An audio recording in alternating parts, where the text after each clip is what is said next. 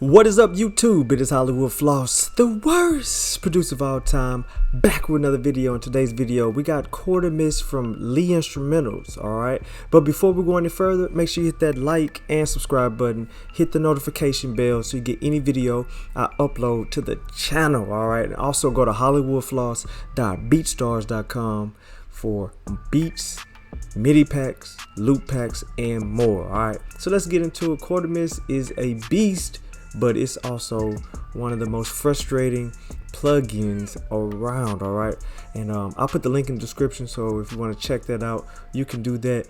It is a lot to unpack. Alright, so this is how it opens up. Or actually, it opens up with about four more chords, and when the chords are laid out,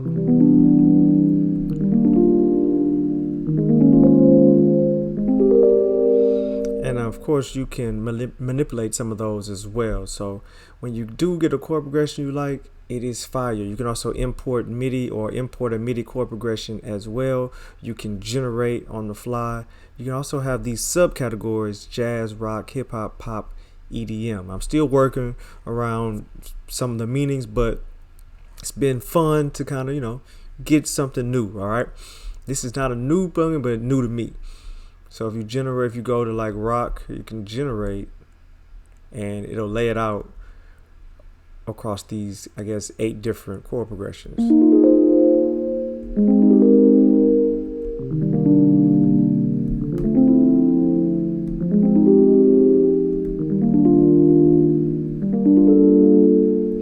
So let's say we want to mess with this one right here. F, it's already an F minor. You can change that to F major, right? So you can automatically, or you can change that to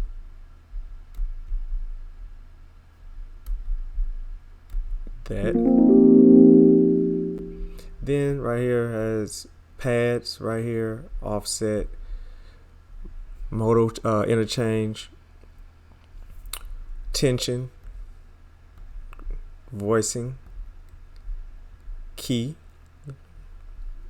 group, refresh, sustain. I have sustain on, so if I hit a note on the keyboard, it's going to hold it out, and I can let go. If I take it off, I have to hold down whatever key I'm doing. Right here you can trash, or you can layer more.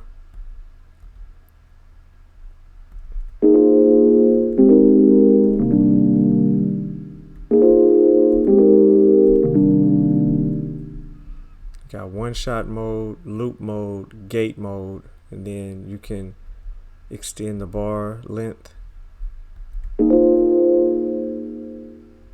That would be 2 bars. You just want on 1, or you can do half a bar.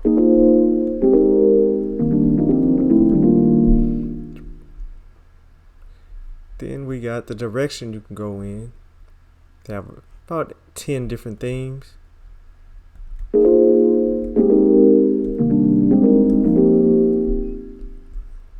You can put it in art mode, just get crazy.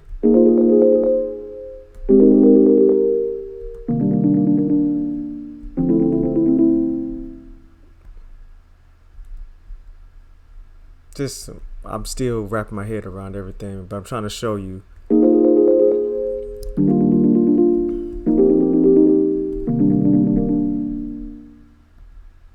And it forces you to really understand music theory and use your ears, because some of these chord progressions or chords in the chord progression don't work well with each other. So you have to actually listen, like, does that resolve? Does that too much tension?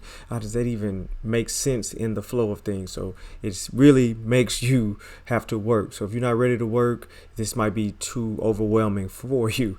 If you're not ready to be patient, all right? You have stretch.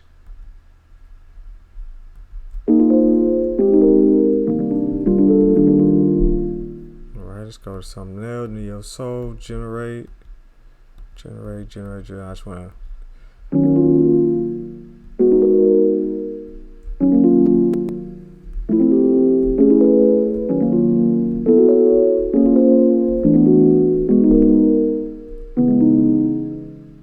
right, and also how do you get sound? It does not come with sound. So what you want to do is you want to actually go to CHORDimist, this wheel right here, a wheel again, and you're going to put the output to 1 on CHORDimist. Then you're going to find the sound you like. I'm just using Sky Keys because it's easy on my CPU while I'm recording. Hit the same wheel, but this time you're going to go to input 1. So the input, you're inputting Sky in the output of CHORDimist. Hopefully that makes sense to you, but that's how you get sound, because otherwise you wouldn't be getting any sound out of CHORDimist. All right. You have some human touch. As you can see, it's always good to get that different type of human feel. We make mistakes. We're not perfect. Quantize helps that out. All right. You can also get different velocity, how strong or how soft you're going to hit the keys.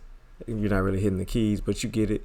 The duration, how long will each one last, swing of things, and you even have a grid to change that on. And then quantize. You can make it all better, make it worse, forwards to backwards. Then also how many your note repeat. Don't need any of that right now. And then you just go in and you find the chords that work best for you.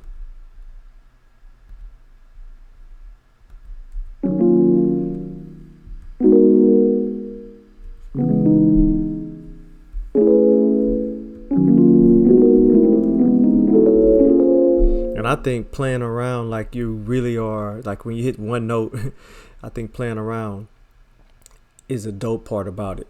Let me put this back to 1 bar. Also, if you do find something you like,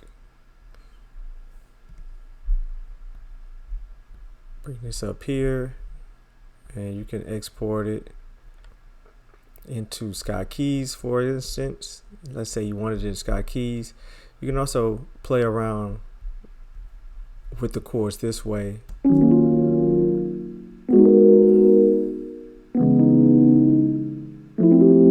So let's say you didn't like this one right here. You can also move this over and maybe bring in another one to maybe fit your sound.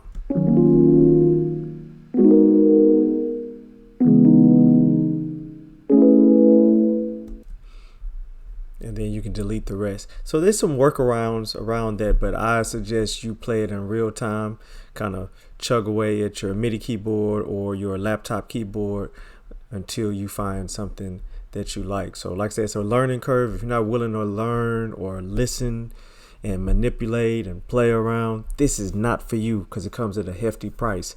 So if you're going to invest in it, you need to really be thinking about, okay, I'm going to learn music theory. I'm going to sit down. I'm going to be patient with it, because some beautiful results can happen.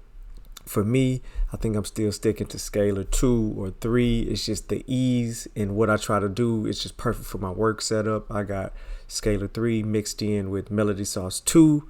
I'm good, but hey, maybe somebody ambitious enough can work with this. If it gets a better workflow for me, we'll revisit it. But for right now, I think I'm gonna stick to the scalar 3 with the Melody Sauce 2 setup.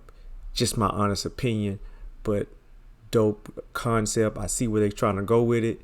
It just falls flat in the new to middle or intermediate connoisseur of plugins. All right, it's your boy Hollywood Floss, the worst producer of all time. Hit the like and subscribe button. You know I'm always trying to find different plugins and different sample packs to review for y'all. All right, make it easy for y'all so you can just cook up. All right, so hit the like and subscribe button. Let's run the channel up. Let's get to 20,000 subscribers. I appreciate you all. Until next time, peace.